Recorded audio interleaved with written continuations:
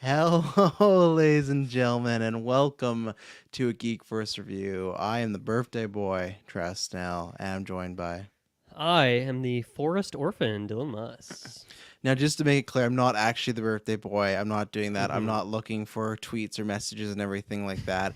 I have a big thing. It's not... I won't get into it because a lot of people do it, but I have a thing that I don't personally like posting when it's my birthday. I have no issue if people find out because if they have me on Facebook and message me, but Yeah. I'm not one to go out and announce like a lot of people like, oh, it's my 28th birthday today, and they'll have something funny, but I don't like that because I feel like I'm trying to, I don't, it's not my birthday.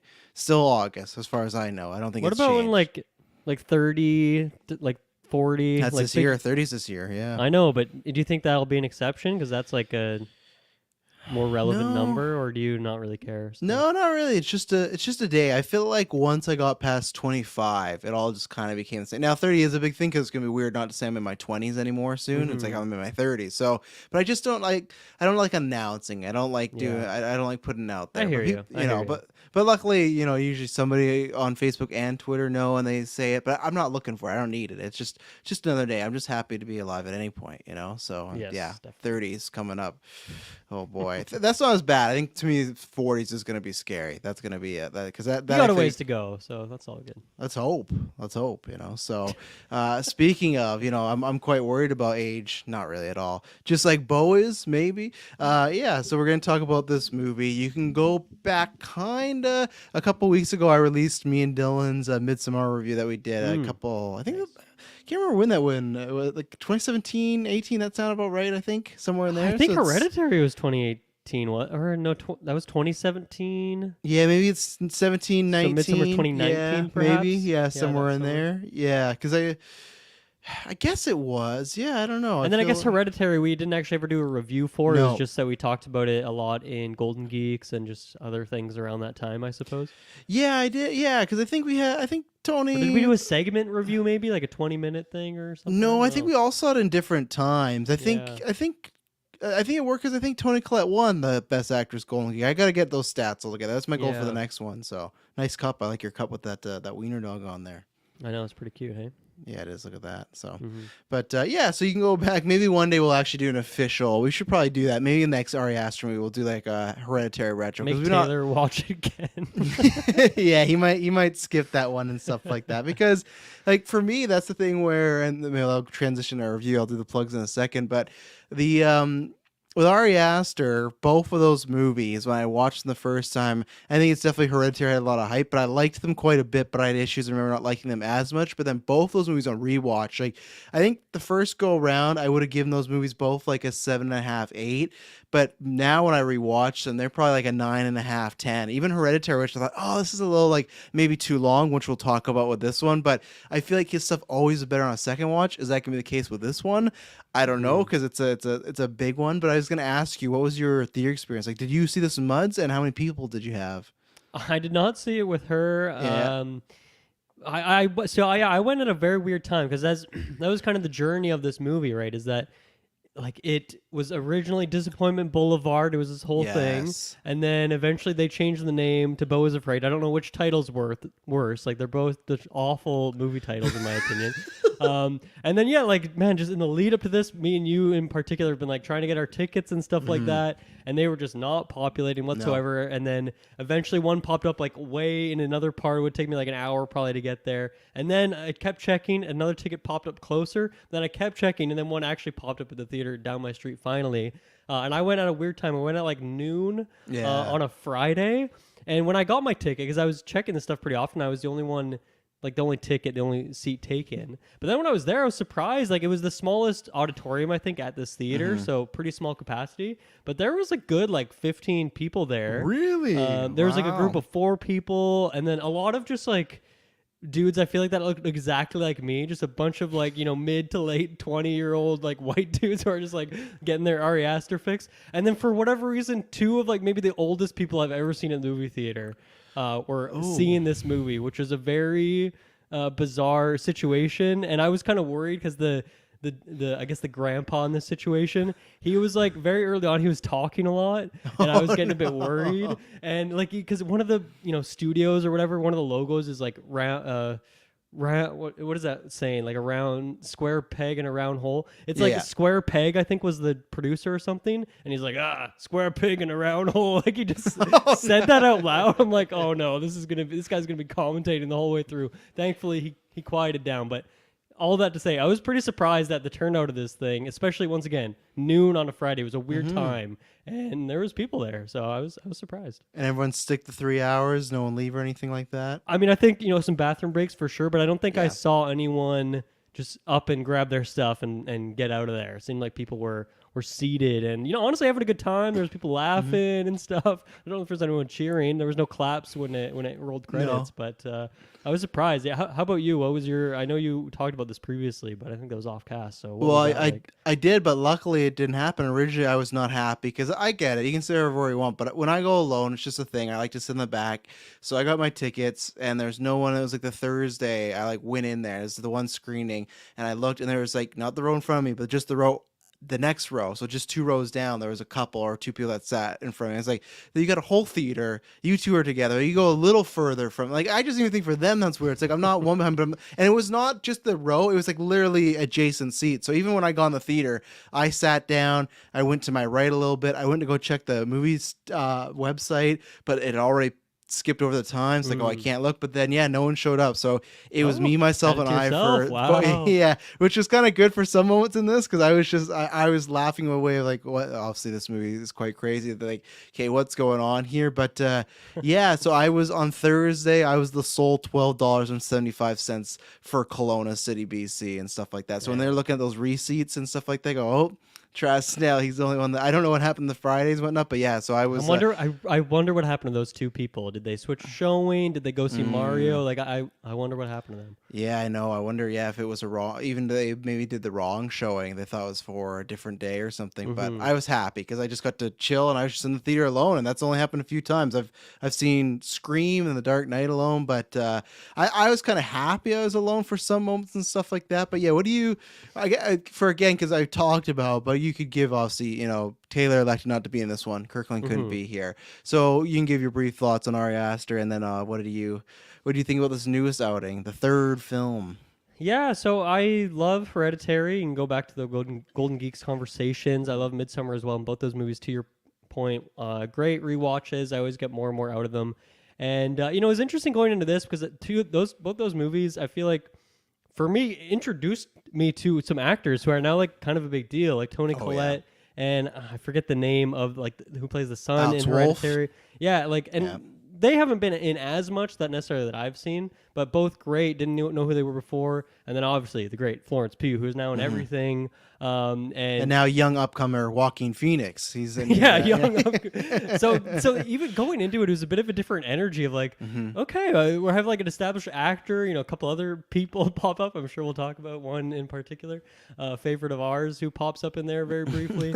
But going into this movie, I'm just gonna say for the recommendation element of it, I think if you are also an Ari Aster fan, you like Hereditary and Midsummer, I feel like that has no relevance on whether or not you're going to like this. This is something different. This movie does not have like the, movie 3-act structure. This is just like a weirdo odyssey adventure. It's 3 hours long. Honestly, it's a very breezy 3 hours for me. I had a good time. I liked it. But this is a very just weirdo mess of it's hard to even call it a movie. I don't even know what to call it. It just feels like some weird culmination of Ari Aster's brain, and I can understand why some of those theaters, it sounds like, maybe weren't interested in putting this in, having showings and stuff like that. Oh yeah. So it is a very weird one. I had a good time, but I could not say a single person that I could recommend this to because this is just too weird, just weird and bizarre, and I don't we do in this review days later. Normally we do things like night of or the day after, and in those days I don't know if I've come up with any theories as to what exactly I watched, which normally it's nice to have some time for things like this, but I don't know if I have any better theories. I still have just as many questions, if not more, than I did back on Friday. So yeah, how about you? Yeah, so for me, I feel like you're right in like the film structure. This is a bad comparison too, but I feel like it's almost more book-like than it is a film. It feels like it's just a book they put on. Just sometimes the pacing of it, because again, and maybe this will be a second watch, it's one of these that It's so funny. I agree with you that it feels like a breezy 3 hours to a point. I think the last hour starts to. It's weird because I'm never bored and I'm never not interested in what's going on. I think there's just maybe to a point there's stuff like, and he's done this in other movies, but there's multiple times in this movie where people have conversations on the phone and they draw that out for like 15 minutes of just lots of and that's where it's just like, I get what you were doing here, but I don't know if we need to be that much. But again, like I've said before, when I watch these on a second watch, they have done better. So maybe it's just that first time in a theater, and even then, like the seat's comfy enough. But so I will say the length, even though it didn't feel like a disastrous 3 hours or anything like that. Just like, okay, I think we could have been a little like a 2:45, maybe even a 2.5, but I think 2:45 the most because there's lots of stuff packed in here. And yeah, I kind of had like a weird journey where the first hour I'm like, this is going to be one of my favorite movies ever. And then the second hour kind of like simmered down. And then the third hour was never a dislike, but just kind of a like a all right, like I kind of get it, and it was just and it's weird stuff after weird stuff. It's not like any movie you've ever seen before in your life. I think for good and bad. I think there's some times where that works and other stuff where it just feels okay. And the best way to describe it is it feels like there's kind of three different versions of this movie happening, and I don't know if all of them coalesce to make it a great movie, but I think just from a technical aspect, if you're looking at like Beau the character, I think Joaquin Phoenix was the perfect guy for this, like what they had this character to be. Yes, I agree. He just like he didn't feel like Joaquin, just like some character ripped right out of a page and you're watching him in He's live so action. good at playing like a pathetic character. Yes. And so, yeah, perfect casting in that regard. And I will say, like, legitimately, and I don't know if he'll ever fully do it, but I need Ari Aster to do like just a full 2 hour comedy movie, because the first hour and there's multiple times in this film I was laughing, but the first hour I was in stitches multiple times, and it felt like just a full on like Apatow comedy, like that sort of, like they're doing all these situations they put him in the first hour feel very like, okay, they're hiding but very realistic, but then it gets times by 10 and 100 and 1,000, and then it just goes and goes and goes. So I think definitely my like of the film diminished near the end, but not to the point where like I was failing it or I didn't enjoy my journey. It's just that it didn't capture the height of that first hour. And there's some stuff that, yeah, it's just out there. And I feel like this is definitely like, it'll be least rewatchable than the other two because those are obviously shorter, but I feel like this is like, when people say, oh, I can't watch that because I need to be in a mood, this is like the definition of like, you need to be in a certain mood to watch this. And I don't know if I'm ever gonna have that mood again. Like, I don't know, like it's one of those with Hereditary, Midsommar, it's like, okay, I'm gonna watch, I feel like there's some stuff I miss. I feel like this is a Rubik's Cube you'll never solve. You'll do every single side, but there'll always be one side that's like, yeah, there'll always be one side with a color a little bit different, and you can move it around, but it's like an unsolvable cube, except for Ari, who it's in its head. And I think I have like some theories and some ideas of like I said, I think there's three different. It's very much a up to the viewer, and yeah, to Dylan's point for recommendation, it's just I think you just have to be a pure fan of, you want to see something weird, like go and don't expect a film, just expect kind of almost like if you were to go to like an art show or an art gallery and people do those one people shows sometimes, you're like, okay, this is it means something to them, but I don't know where it's going and stuff like that. But I think they get some of the themes as far as they're mostly to bare bottom. They're touching a lot on anxiety and they're touching a lot on parental issues. And I think they do that, but then there's just a lot of weird stuff in there, but very well done. It's acted great. There's some great visuals as always. There's some, it's never not boring. Like it's as to take from like our expression, I say. So, I think that's my recommendation is you just got to be ready for some weird, but I think I would maybe a lot of people, if you're on the fence, I definitely say wait till home. I think it could, because it could be a movie I'd feel bad recommending it. And if you don't like it and you're stuck there for 3 hours, I could see someone who doesn't like this having a really, really awful time. If you first half an hour in, you're not enjoying it, if you still have a return policy, get out of your theater, because it's not going to get any better for you. I don't think. I think this is a good, like when Taylor chose not to watch this, I'm like, oh yeah, I'm really glad you chose not to see, because he's like, oh, I'm definitely going to watch, I just didn't know what thing. I'm like, yeah, that's the right call. I think there's many people that could enjoy this, but got to be at home. So yeah, I mean, I don't know when we come back around a year from now and we're doing Golden Geeks, I don't know if either one of us are going to be like, okay, we're making our recommended movie, you got to watch Beau is Afraid for those discussions. So I don't know, maybe Taylor will never watched this thing. I'm sure Kirkland will want to check He it out says at some point. Kirkland's gonna, and no, Tim says he's gonna. So I don't know why. Maybe because, and that's the thing I would say too is the last thing. There's moments of it, but I wouldn't say this is, and not from the trailers, it didn't look like that. But it's definitely not a horror film. Like the way, Absolutely like not. yeah, they're No, too, no. yeah, they you can see he flexes some of those muscles sometimes with some horror-esque scenes, but they're very minor. It's just kind of like, oh yeah, like you've done this before, but it's not that at all. If you're thinking, oh, I'm watching a trailer, but they give me some twist where it is scary. No, it's not scary. It's more a drama, even comedy at times, than a horror. So Yeah, I almost feel like there's Hereditary, which is like pure horror. yeah. And then Midsummer is like not like it has horror elements to it, but it feels like something quite different. This is almost like on that trajectory, and then it's also just in this weird neck of the woods that you've never heard of before. Yeah. But in terms of the horror element, yeah, don't go into this expecting a horror movie. There'll be a couple moments that you might be on edge or scary or tense and stuff like that, or you might be questioning things in the way you would a horror movie. But yeah, not like a Hereditary, not like a Midsummer. Yeah, and even like think about Midsummer. Remember, it has that beginning with the sister and that opening, Yeah. and that it feels very scary. And I think Midsummer just like horrific things happen in it, but it's not really a horror movie. It's more psychedelic, like kind of weird road trip movie. Like I don't know what like, but I like that. Now the next movie, he says him and Joaquin are working on a noir western, which is usually not two really? genres that go together. Yeah, he says Yeah, I that's the haven't next heard one. that. That's interesting. Yeah, so I him kind and of Joaquin are pairing up again, huh? yeah, so that kind of gets me interesting too. That it's like he's not just not that I don't ever want to see him do a horror film again, but I like that he's going to sprout and do some different things. And but maybe some people won't, right? There's because I guarantee this is the type of film that if someone comes up to me and say they hate it, it's the worst movie they've ever seen. I'd say I could understand. Like I wouldn't get there because I think there's like technical aspects in acting, but I could see people and the people that have said that I can see why people would dislike this because it is a very indulgent movie and it is it's a long journey for Beau. So Yes. I understand why he's afraid after it's all said and done, for sure. yeah, he's a lot going on. Just seeing where he lives, So Yeah. you got anything else to say before we get into try to talk about this thing? Yeah, I think we need to get into these spoilers pretty soon Okay. here, for sure. So yeah, we'll take our first ad break. So now if you're waiting for VOD or waiting for theaters, stuff like that, you can come back later on. It'll be here in the feeds and you can take a second, think about what you saw, and then come back. So we'll be right back. And we're back. And then, yeah, just as usual, just a quick shout out. Everything you need to know is down links below. You can find everything. Side quest is dropping usual on the Tuesday, right? Because I know you recorded It early. is, yeah. but- We okay, recorded a just bit early, checking. so it's up on Patreon a bit early. There you go. Extra early, but yeah, on main feed Tuesday morning, all that good stuff. Yeah, you can get that right now ad free with the RSS feed that you can put in your podcast players and stuff like that. But yeah, a bunch of stuff.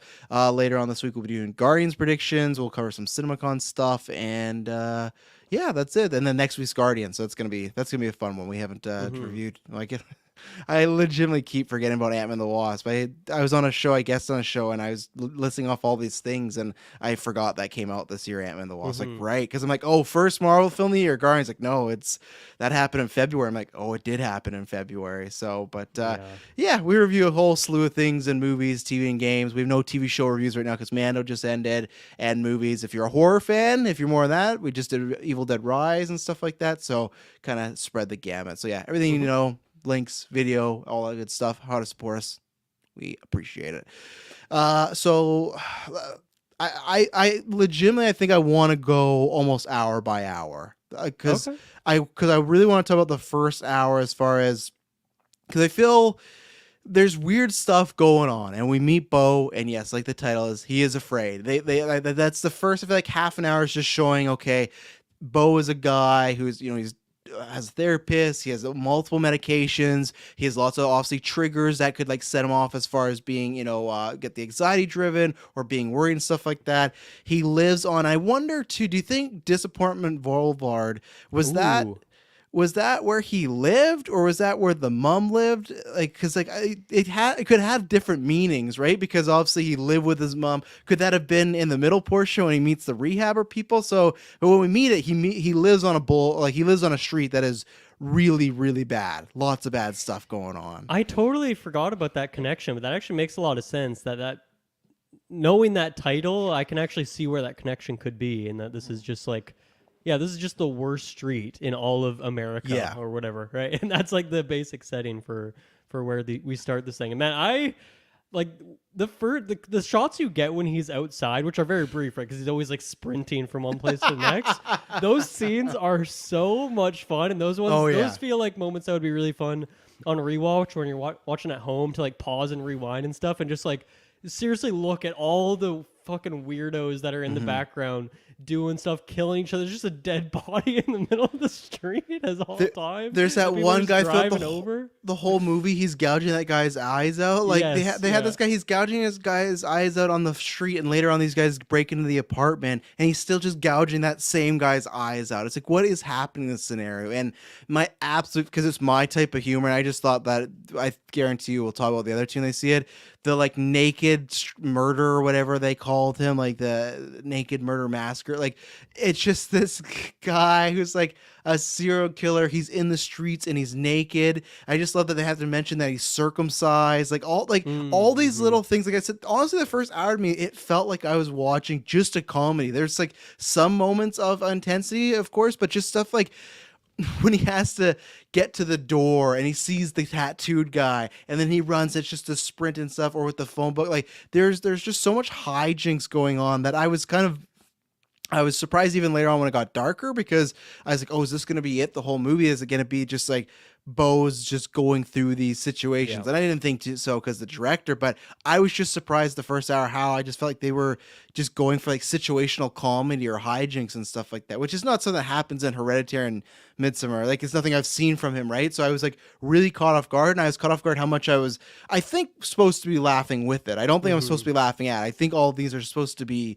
jokes and stuff, because if they're not, then I missed the point. But I am so curious about that. Like, I never felt with Hereditary or Midsommar that I needed to go like listen to directors' interviews and hear his take and how he explains like what this movie is or what it's about and stuff. But for this, I definitely am curious, like just in terms of what some of the reactions are supposed to be for some of these scenes, in terms of how funny or not they are supposed to be. But yeah, just like that idea of every scene is just like some shitty thing is happening to Beau, and it's like his life is just progressively getting more and more chaotic, whether it's just literally 50 people breaking into his apartment when and he's in the station watching. It's so good. And like, I don't know, just obviously the state of his apartment with like the elevator that is just sparking every time it opens, and like the spider that's going around this apartment. And oh my god! And then when he just goes up and like sits on the scaffold and he's just watching his house be destroyed, and then the next morning there's just like feces in the blender and everything. It is so disgusting. Like, just the shoe through his computer, and then when he uses it later, that got a good laugh at the theater I was at. So yeah, just every minute is like just progressively getting worse and worse for him. Yeah, like he tries to like it just. He's trying to go see his mom. He, of course, like he looks at the floss, decides he doesn't need it, I guess, and then he goes back to it. He leaves his keys, and he says they got stolen, but I think they just got thrown out by that dude, right? Like, I don't know about the keys, I guess, but like his suitcase got thrown out and everything like that, which we'll talk about, like the chain of events maybe near the end when they start to reveal some stuff. But at this point, it's like, okay, he kind of has this crappy guy, and then he pops his pill. Of course, the second he pops a pill, he sees this label, must take with water. Water does not work in the apartment at all. He has, and just like the idea, he puts the phone book and he's running, and this character comes back in a bit, but he had that guy who's just like, help me. He's just, it's just every shady person you've ever bumped into when you're walking, and it's somebody, maybe they're homeless, maybe they have some sort of drug addiction, that you go, okay, I gotta cross the street to avoid them. Every variation of that person is on this block where Beau lives, and it's like literally the door. Because I thought first when he ran away from the tattoo guy, I'm like, oh, does he like owe him money? Like, is there some sort of previous relationship? And there's not. It's just that he's afraid of all these people. So just even to get to the gas station to water, it felt like a war movie for him to run through all these people. And that's where it's like, that's all on Ari. Like, it's so good where just like this scene of just strangers, homeless strangers, it feels like them running into a bunch of orcs of like, can he get out of here? And then even when he gets to the gas station, his car's not working. He doesn't have enough money, and this guy keeps saying he's going to phone the police. And you mentioned when he sees the people. Again, Joaquin Phoenix does some great like comedic. To me, I think was comedic acting, or at least the situations he portrayed them very well. Yeah, I love too that for whatever reason, like the inside of buildings is just like a declared safe zone. And obviously when he goes into his apartment, he's like locking the door behind him. So it makes sense. But obviously that just gets broken through the next day. So it's like, well, why wouldn't they do that earlier? But then like, yeah, when he goes to the gas station and then like everyone just leaves him alone as he like, it's not like he locks the door there. It's just for whatever reason, that's a safe zone. And that store is actually pretty clean and whatnot. So I don't know what was going on there, but that was, that stood out to me as well. Maybe that guy would threaten to call the police, right? Because the second he didn't think Beau could pay, he's like, I'm gonna call. And then you mentioned he gets back to his place. Just I'm showing out a couple of my favorite like kind of segments here is, so we'll go over it in a second. Like he finds out his mother's passed, and he's gonna have this bath. He's gonna have this bath and everything like that. And again, this could be looked at as like a almost horror like intensity moment, but he's having a bath and he's sitting there and water starts to drip on his head. So you're thinking, okay, someone could be sinking, a pipe broken, whatever it is. And then this guy from the street, the help me homeless guy, he is pressed against the wall on his roof. He's on his roof and he's just saying, help me. I was dying. And then when that, because they set up, like Dylan talked about, there's this poisonous spider that's around. And as Beau is trying to process this guy on his roof, the spider starts to crawl around him, and just this shot of the guy drops, and it's from the homeless guy's point of view of just like crashing down on a naked Joaquin Phoenix, and they just wrestle through like I could not believe what I was watching here, just like them wrestling. There's a spider in there, just everything. It's just all these situations are getting worse. But again, I was just legitimately, it's some of the funniest stuff I've laughed at. It just felt like situational. Like I loved it. It's so much. And that leads to him going to the street where you get that classic mix up where he's naked and the cop thinks like he's the like naked murderer. So he has the gun on him and stuff. So from our point of view, it's like, okay, this would make sense. The cop might think he's the naked murderer, but he's not. The naked murderer does come. Then he gets hit by a car. He's like, it's just this chain of terrible, very high octane events. And I thought it was just like perfect pacing, all this of just one thing after another. And they'll give you like a little beat to kind of settle down. But no, up until he gets hit with the car, obviously there's some dark stuff that does happen, but I was laughing so much, and I had such a good time there. And it was, like I said, that was the peak for me. Maybe just because I just had such a good time with the laughter. So yeah, I think too with that bathtub scene, it's so long. It feels like that part of them wrestling is like a minute or two long, which is, you were saying about the phone calls, how there's just so many pauses in them, and it's like it's not really necessary. But it's there for whatever reason anyway, and I felt like that was also the case for the bathtub and just this whole thing in general. Like every scene is like intentionally long in a way that really draws it out, and you just see Beau and his reactions to all these things, and sometimes there's just lack of reactions to these things as well.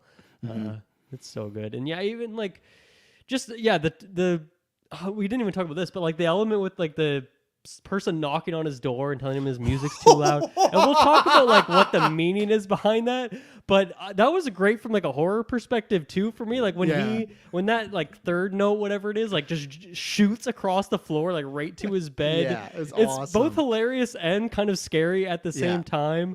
And then when they just turn the music on, then he ends up sleeping until like 4 p.m. or something like that. Well, at this point in the movie, right, I'm still expecting like a horror film, and so like I think that stuff, like the Ari Aster-ness is in the back of my head, but it's like I don't know, I should probably already be expecting this to be a comedy at this point, and then transitions away from that for a while for sure. But yeah, I don't know, that whole opening sequence in his town, Disappointment Boulevard, all that sequence is amazing. Well, I think between his stuff getting stolen, those notes, and then like the fate of his mom, that's where I'm still like, okay, maybe there is a horse like this that still could come later on, right? Because it's still creepy stuff. And yeah, the note thing, I didn't know if it was just, and that's the thing with Beau, and because he is like an unreliable narrator of one, are these notes actually here? But two, it's just, is this a neighbor just simply, do they have the wrong door and they keep sliding him in there? At one point, and I don't think I have much theory to this anymore, but at one point I thought, are these notes that in the past he's given to those neighbors and they're kind of shooting them back as like a like a fu, because at the past he said, oh, turn your music, because every time he gets a note,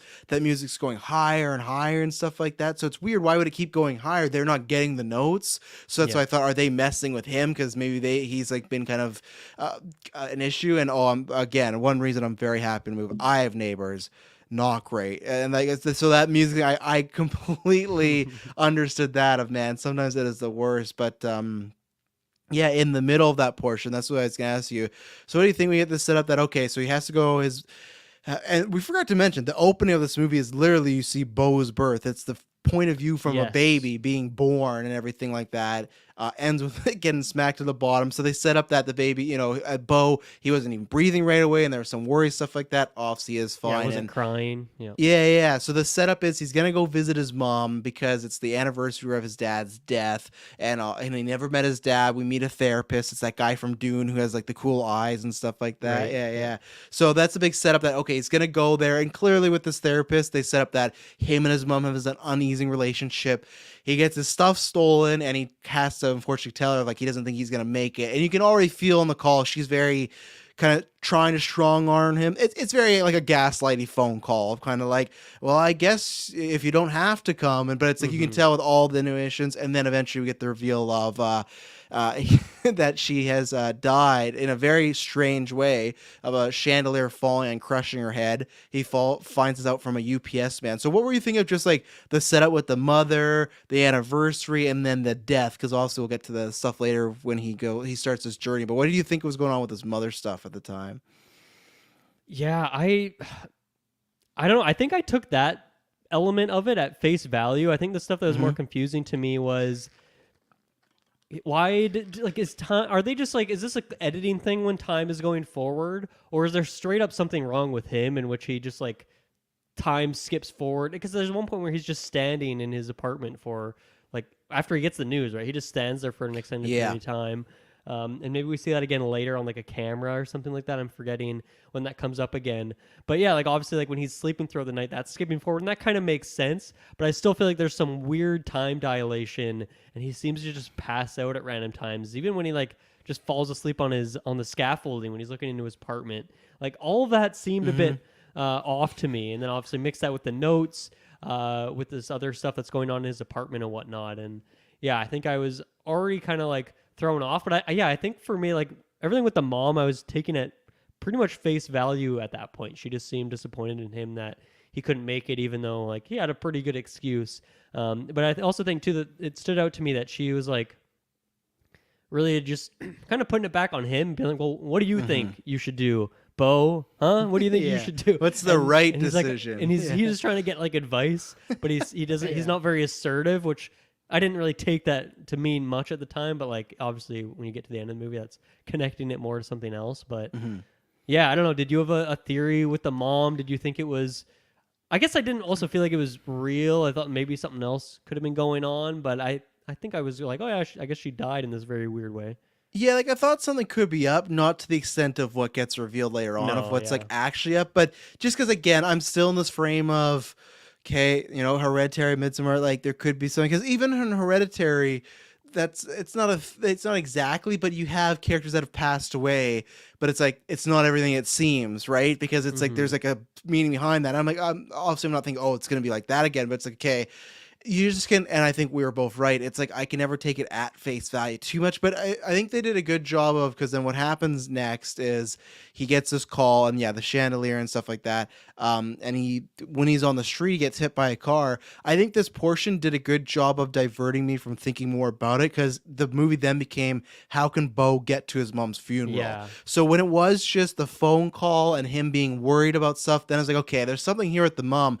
But I think that's why it's, with it being such a long runtime, almost an hour of just having you gotta get to the funeral, it made me just think, okay, this is legit. His mom is dead, and he just feels very guilty about it. Even though, like you said, he's literally just asked for help too. He's like, hey, should I call the police? And she's just like, what would you do? But he just wants something, just like any lifeline, just a suggestion of what he should do. And then eventually, even when he turns, like, you know what, I am gonna come. It's gonna be fine. He's like, no, no, no. Like, only come if you want to and stuff like that. So again, affirming like if he doesn't come, he doesn't want to and stuff. All these things. Then we get to see before too that which gets connected later. He finds this present and he's like, right. It's like I don't know. It's almost like a married. It looks very Yeah. much like Mary Joseph, like that with a baby and stuff. So Right. I feel like that was trying to signalize the whole. They get in this origin about the father dying during conception, and I feel like it was almost trying to do that, where it's like Mary is kind of like a it doesn't work the same, but I feel like it was kind of trying to do that of like Mm. a virgin with a baby. Obviously, she's not a virgin, but the dad's gone. She raises this kid alone. Like, there's Right. something Right. there with that statue because, like, a mini spoiler, she has the same statue that he buys at her house. There's like a Yeah. humongous statue of it. So it's like there's clearly something he's trying to provoke there. I don't know exactly what it is, but something I think with the like a mysterious birth or something, which could be with what gets revealed later. So Yeah. Yeah. I don't think I have anything else from that on. I don't think I have anything else from that section of the movie, actually. yeah, If you so want to he move on. gets hit, and then and we also, which I was. It's going out of order, but I understood now that when he gets hit at one point, he meets these doctors that we'll talk about, and they talked about his inflamed testicles, and Mhm. I was I was happy that got revealed because it happens when he's in the bath, and when he gets hit, there's like quick shots of like just a massive like growth or something. And it's like, okay, what? I don't like, think I caught it in the bathtub.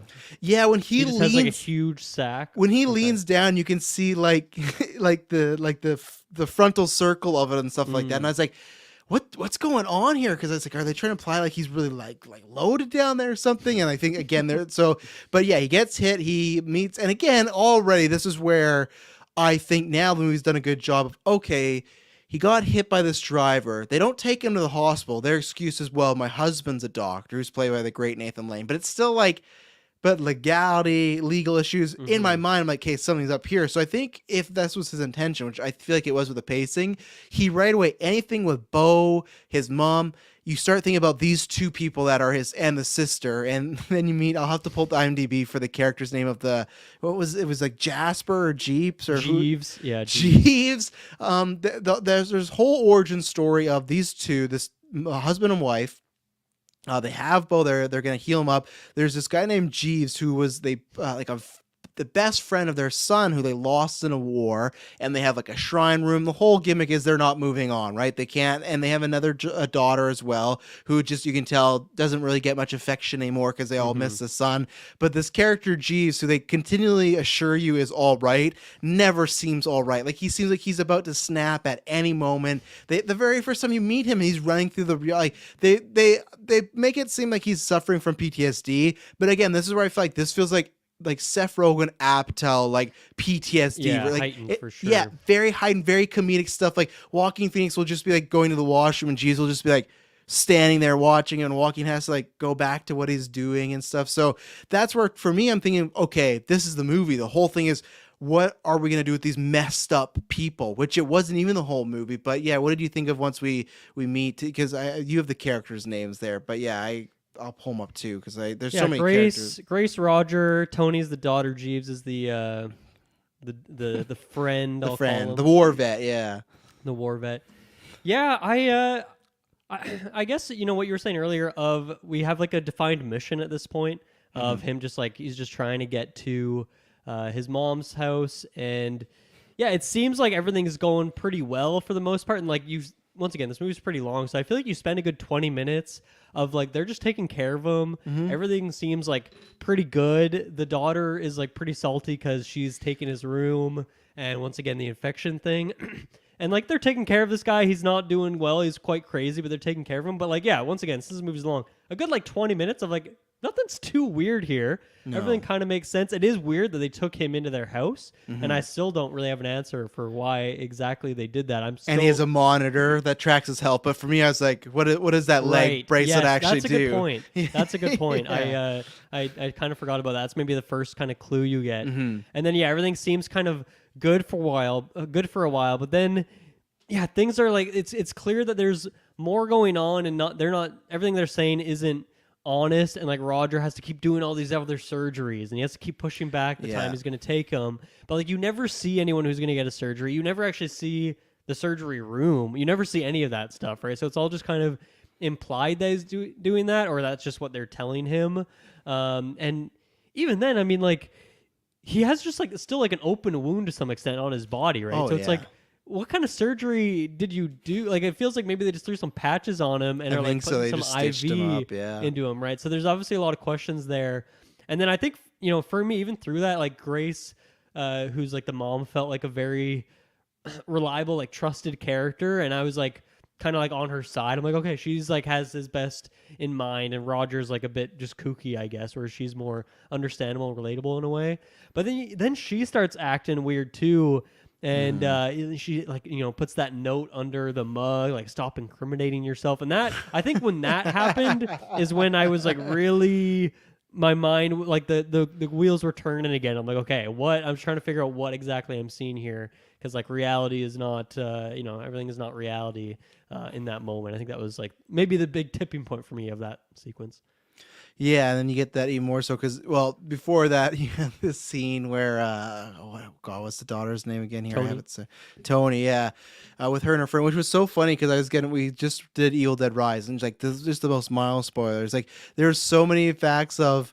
One, you get a peephole shot in this movie in his apartment and stuff like that. There's multiple times when he's going to think like they have like a shady Ricky elevator, doesn't always close and everything like that. Yep. And then at one point, Tony says if they want him to smoke this joint, they're gonna take him to his place. They're really not. They're just driving in circles around the house, just messing with them. But she says, if you don't do it, I'm gonna get my friend to rip my hair so hard my scalp comes off. So I was like, man, we're getting a lot of like Rise situations here. It's because I just saw it, but yeah, Tony the whole time she just hates Beau, doesn't want him there and stuff like that. Lots of resentment, and it's such a, which I think we'll probably tie more into with the play later. It's just such a weird chain of events of like I still don't know how I feel about it as far as eventually no one's home and it's just Beau and Tony, and she decides that they're gonna paint, you know, her brother's room that's gone. She needs a new room and stuff like that. And then she like uncontrollably, and she's mad. The character's always mad. She uncontrollably just starts wild. She just starts to drink paint.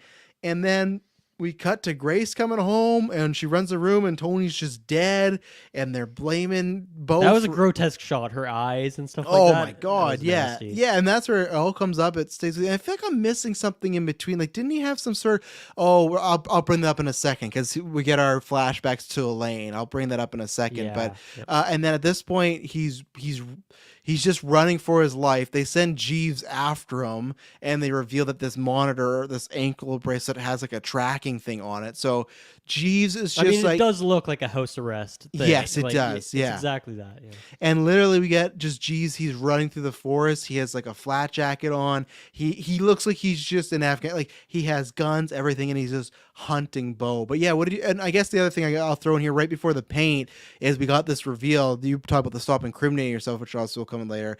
She's talking with Beau Graces and talking about, oh, have a good day. And then she leans in and whispers and tells him to turn to channel 7 or something like that.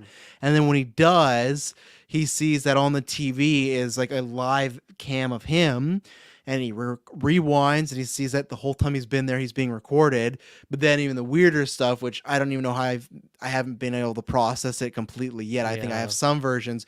He hits fast forward and it pretty much shows you the whole movie. It does like Mission Impossible style where it shows you flashes. So you don't know what it is, but it literally shows you frames of like the last parts of the movie. And now you know. So again, you kind of spoke about it, but did you have anything running through your mind with that, with the Tony stuff? Because the Tony stuff too was like throwing me off. Like, I don't even know what we're doing here as far as this death they revisited and coming up in this play, but it was a wild kind of ending to that chapter. It was a lot to process in like a small amount of time for me. Yeah, it's weird when we're looking about these, and especially talking about this stuff in retrospect, where it's like, okay, what of these clues led us to what the finale reveals are? But even the finale reveal, like, I still don't know what the fuck is going on. So it's like, I don't know. The incriminating yourself line, I don't even know what that is referencing still. And in terms of him fast forwarding into the future, no idea. Not a clue what's going on there. I have like a couple like slight theories, but even my theories have like just holes poked in them everywhere. It's pretty dodgy at best. The fast forward, I don't have anything yet. The stop incriminating yourself, you do, and I'm not sure if when we want to, I don't know, should we say that to the end? Should we start talking about now? I don't know, because we're getting this territory now when we start seeing more of the weird stuff that ties. Like, I don't know. What do you think is the best way to tackle this? Because I don't know.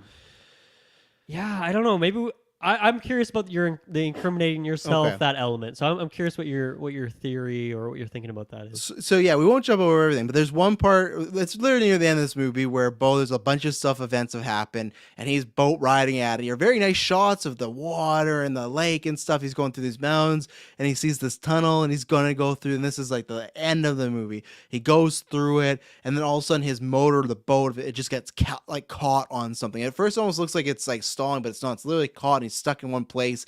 These lights come up, and it's just looking like Rise of Skywalker, Palpatine. Like there's just like it's like a stadium of people watching Beau, and then you have the guy, which we forgot to mention. There's I can't remember. He's a great comedy actor. He's a lawyer or something in this one, but he called Beau early on in the movie. He said, "We can't do a funeral till you show up." So that put the extra pressure on Beau's character. It said in her will that we cannot bury her until you show up. So that's why he's really worried. Even as a note, he's like, the body is like withering away, or like it's something weird like that too. Where it's like, what is going on?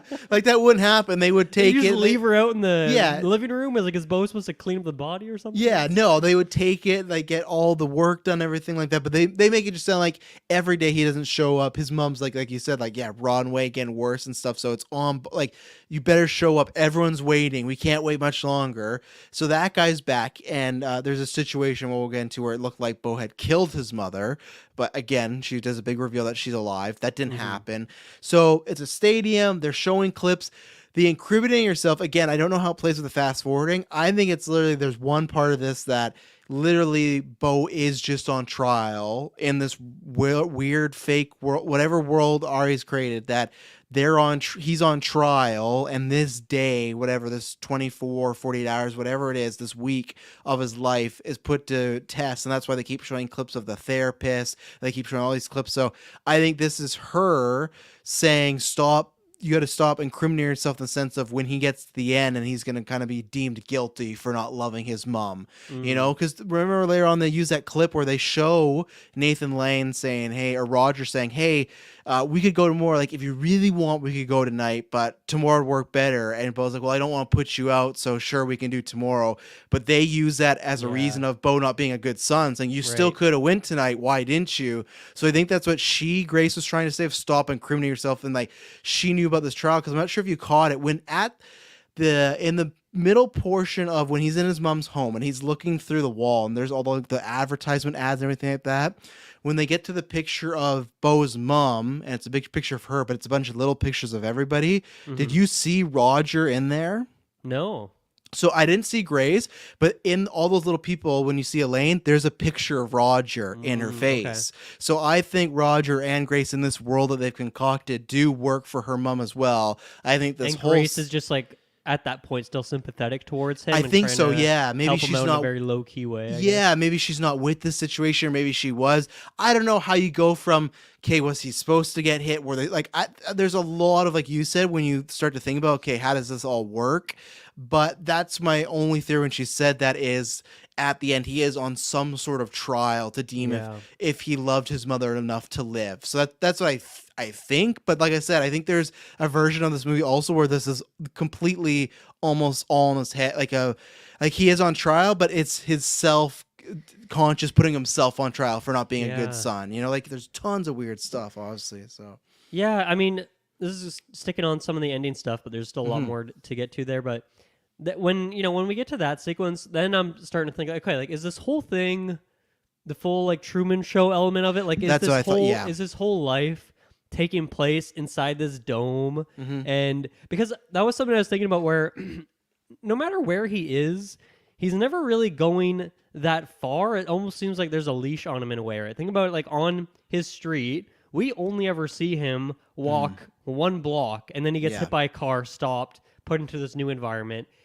He runs away from that environment like for a minute into the woods, hits his head, gets knocked out, knocked out again. And then I guess from there, eventually he gets into a car and is driving. Once again, he's not driving, so there could be some weird thing going on there. And then he's at his mother's house, and then he's like driving the boat. So he's never really that far. So obviously, I don't know logistically how they would turn this one dome into a big Truman Show thing, but I was thinking that like I guess it is kind of possible that everything takes place in this dome rather than like him being out in the real world, or it's just the real world and there's so many variables are being constrained, and something like the fact that he doesn't like to go outside because it's dangerous is how they can kind of keep that control kind of situation, and they can keep the cameras on him, watch him at all times, because he's not ever going to be outside of that environment, or at least if he is, it's not for very long, and then he'll be back in there.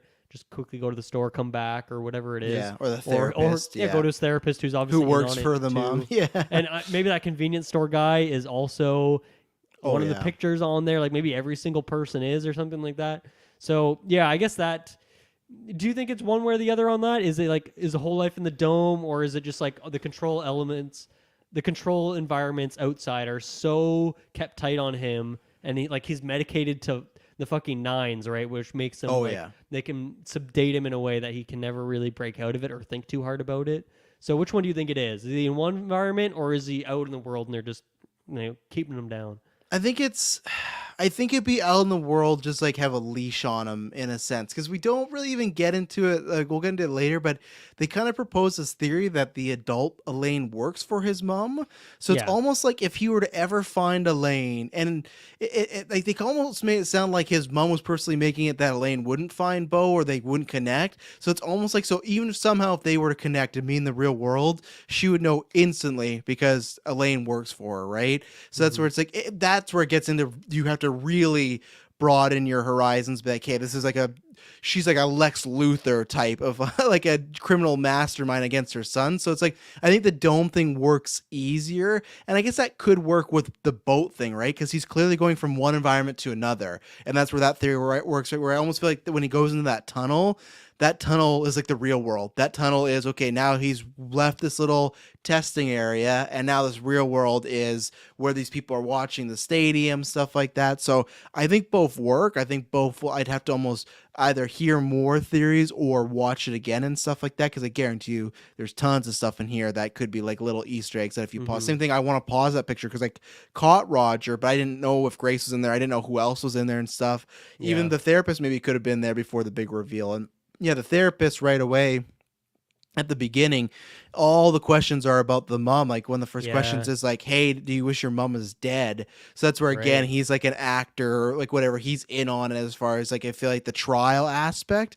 There's other stuff in here that doesn't make any, like, it's just random stuff. We'll get into some stuff that's in the attic, which is like, okay. But that's where I think it's like a combination. I think there's some combination of stuff that's happening in Beau's head to whatever this world is. Aster's created with what's going on here, Yeah, I also, one other like element that to me fed into like the potential idea of the whole thing taking place in this dome and being this, highly constructed place is that I found it pretty odd that when he was on a scaffolding, which is used for construction, but I did feel like it was weird that there was a guy out there just working on that building, which is like, this building is so fucked. I don't think anyone really cares about it. So it just felt like maybe that guy's there like building the next set or something like that. But then why didn't he wake him up too? Why didn't he be like, hey, you got to move. I'm working here, Well, I guess maybe there's people all over that thing at all times. True, so you just like can't do it at some point. But, this is skipping to a different part. But with the play and stuff like that, like obviously there's a lot of fantasy happening inside his head. And that's where I think it's something that, once again, if he's inside a dome, whether that's like, holographics and all sorts of screens and stuff that are messing with his mind mixed with all the drugs that he's on. Yeah. It makes it like somewhat understandable that this could be like the Truman Show element of it. Now, obviously the whole thing is like filled with water, and like maybe that's just not even real either. I don't know what's going on with all that. It's hard to, truly identify with the logistics of it. But that's an interesting, and that's only like part of what's going on in this movie, right? Because there's like this whole other element that we have yet to get into. But I guess, one final thing too on that, like Truman Showy part. Well, two things actually. First of all, I swear one of the people in the audience, when they like zoomed in kind of close, I think it was like behind the mom or something, looked exactly like Miles Teller. And I was like, Is he a friend of Ari Aster and just showed up? He doesn't have a spoken line or anything. I googled it. I couldn't find anything. Did you see him, or was No. that okay? I'd have to I'm look curious though. if everyone else did. I was processing a lot of He's that a pretty scene. regular looking dude, I guess. So he probably just blended in with someone else. Mm-hmm. And then I really like that the movie. Obviously, it ends with we can talk about that with exploding, him flying out. I like that the movie, like the credits played over top of that, and it was just that shot. And there's like no post credits or something, but like I sat the whole way through that, even though nothing happened. I really liked that visual. I thought that was kind of a fun little cinematic trick. I like that. Yeah, no, I liked that a lot too. Yeah, let's take a break and then we'll get into some other some other crazy stuff. So we'll be right back. And we're back. So yeah, no, the only thing I was gonna mention, what was maybe I'll come back to because I think I've kind of semi forgotten and stuff like that. But that's what I was gonna say, that when you start to unravel the mystery, that's the interesting thing as far as like there's tons of movies that are weird, right? But then maybe in like the last 15 minutes they reveal everything and you go, okay, this makes sense. And I think that's gonna be like pros and cons for this movie, where the pro is, oh, you can look at it a lot of different ways and it could be this, but that could also be a con of like it could just be a messy movie because there's certain things like I feel like with the dad aspect, it's all over this part, right? Like when you introduce, we'll get into the play stuff, but at one point he watches this play, and at the end of it, this guy walks up to him. He's like, "Yeah, I know, I recognize you, and I know your dad, and he's still alive." And that guy just gets blown up. And you get like 3 origins for the dad of like, you get this wedding night origin, you get this guy who's claiming his dad is alive. That could be his dad, because that's what Beau thinks. He's like, I saw my dad. And then you get the attic reveal. And that's where it's like the guy coming to in the play, and I'll be excited to hear other people's theories. But so far in my watch and thinking about the past couple of days, I'm like, I don't know what that serves really, other than maybe this guy's just crazy. And that's where I think there could be things against this film that could feel as cons later on, because it's like, is it just throwing a bunch of crazy stuff to try to make you like take your scent off of things, but then is it too much to kind of, it's almost like putting in too much salt in some sort of meal, right? I'm not going to do a butter comparison, but like that's where it feels like, oh, put a little here, a little there, and then is it too much? Like, okay, why do we have, what's necessary about this character doing it here, you know, like and even the play to an extent it is, and then I guess we go to that next, is like, yeah, he hits his head, because we'll come back to Elaine maybe in the finale, because we didn't talk about her flashback, but we can kind of wrap those together when we get to her. He hits his head, he sees this mysterious woman in the woods, he runs after her, and they set up that there's this community that travels the world just doing these like plays and stuff. They look like they're living kind of off the grid, very like M. Night Shyamalan's maybe The Village, where they don't got no cell phones, they're just living their lives doing these shows as a community, right? Almost like hobbits, like Rings of Power, like traveling. So. And Beau sits down, he watches this play, and this is where I go back and forth, where the play feels like it's a combination of stuff that's happened in the movie so far, and stuff that he would like to happen, which we talk about, like the aspect of family and kids. And it's a thing where I appreciate it, I like it, I think it's very cool, but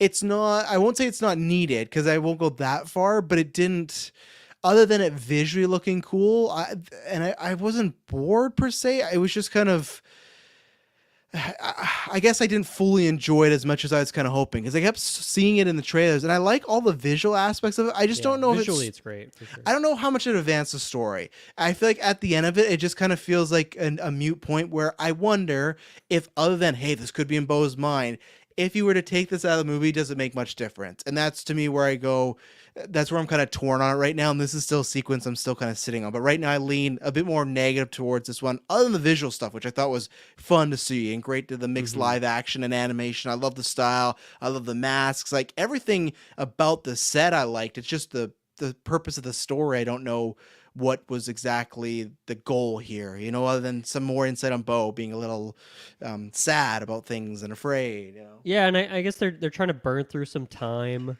in that like lead up, the anticipation of Jeeves like chasing him down based on that. But like, yeah, you don't really need this, 15-20 minute long sequence in order to achieve that. I think I'm warmer on the play. Visually, I really enjoyed it. But to me, it was like a mini version of what this whole movie is, of just like, once again, each minute some shitty thing happens to Beau, and I like that for this. It's like something like his great, like his, yeah, as you mentioned, his ideal life, his dream life is coming together. And then everything after that, I just found hilarious. Of it just like progressively gets worse, and everyone dies and goes missing, and then he's getting like chased by farmers and stuff like that. And like I don't know, I had fun with that sequence, but I can understand where you're coming from because I don't think I really came out with it with like it increasing my understanding of like the overall picture here. I also think it was something that it wasn't really a horror sequence per se, but there's some scary elements to it, and like Yeah. the masks that the actors had, and like the people in the play and whatnot. I thought was something that was a bit creepy, and so I liked it from that perspective too. And I just like the setting of like this random play in the middle of this forest, like that whole. It was just like it was a weird little vignette. But I feel like if we're looking at the movie in terms of like, okay, there's Disappointment Boulevard, there's the surgeon's house, and there's the mom's house. I feel like this forest sequence, it does feel like the odd man out of everything here. It's the weird quarter out of the film. And the only thing I also took from it too is maybe, and again, I don't know if it needed to be the length that it was, but I appreciate the way it looked, is the way the play has almost to the end, it's riddled of aspects of his, I don't know, I want to say real life, but what we've seen so far in his life, and then stuff could happen because like later on in that play, it's like they say he comes across a farm or someone that's dead and he gets blamed for it. That's the kind of the comparison to Tony, right, where it's like he didn't actually kill her, he was just around, but he got blamed for it, and he said people chased him, and that's what Jesus is chasing him, right? So I feel like, I wonder if that has anything to do with the ending, where the ending as far as this trial and what happens with his mom and the attic and all this stuff, and it feels like it's like you're talking about, like, is there a Truman Show aspect, is it a real world where the constraints are against him?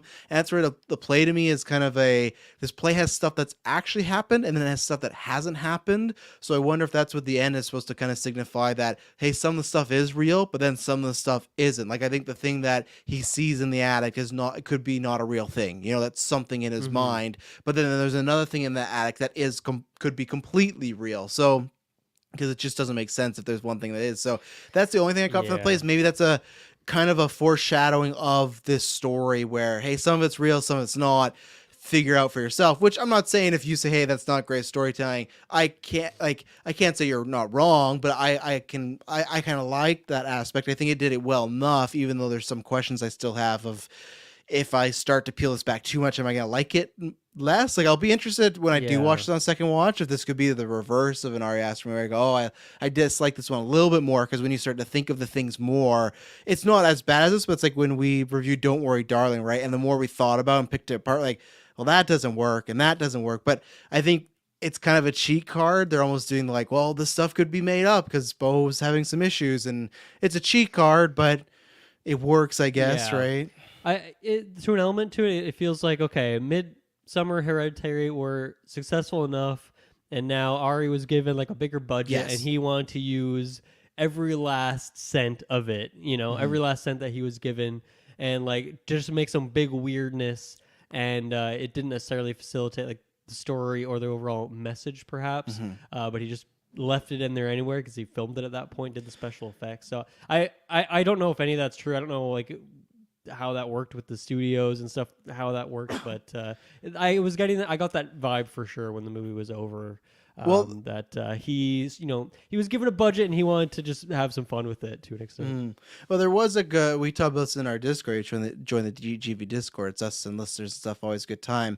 There was a couple weeks ago this rumor floating around that he had gotten this script, like he had this idea, this package, and it was him and Joaquin Phoenix. This is Joaquin coming off Joker, and they thought it was like a slam dunk of, well, it's Ari coming off Midsommar, Hereditary, Joker, and a lot of studios apparently passed on it, and A24 did it. I was like, I don't think it's exactly like this, but the term was kind of like as a favor, because those two other movies had done well for them and stuff like that. Like, up until Everything Everywhere, Hereditary was their biggest A24 movie of all time. Like, that was the record holder. So he kind of produced them these two hits, which is pretty funny because I think I looked into it. I think Midsommar actually has a bigger budget than this one, which is kind of crazy. But then I guess because maybe the location shooting and stuff like that, I have to confirm, because maybe I looked at it wrong as far as the box office. But this one has like, I think it was like a 38 million budget or something like that. Oh no, you're completely right.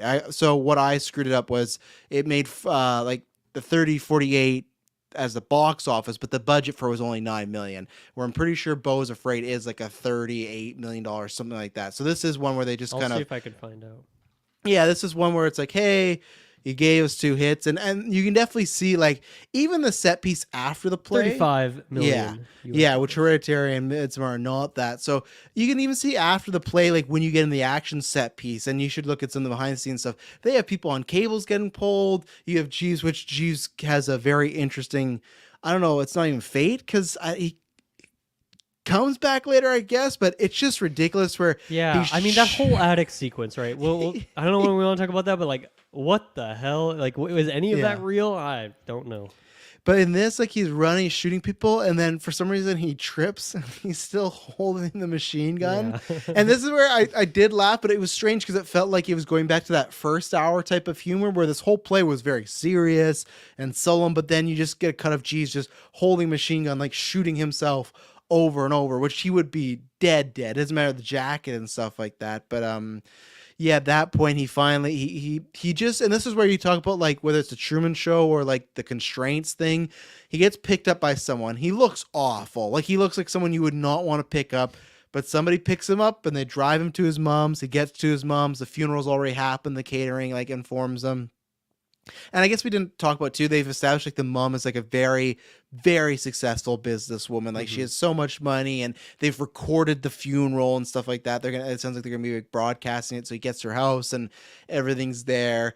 He sees the casket. It's a body without a head, which I don't know if that happens in real life. I feel like usually would be a closed casket, but this movie that kind of fits and stuff like that.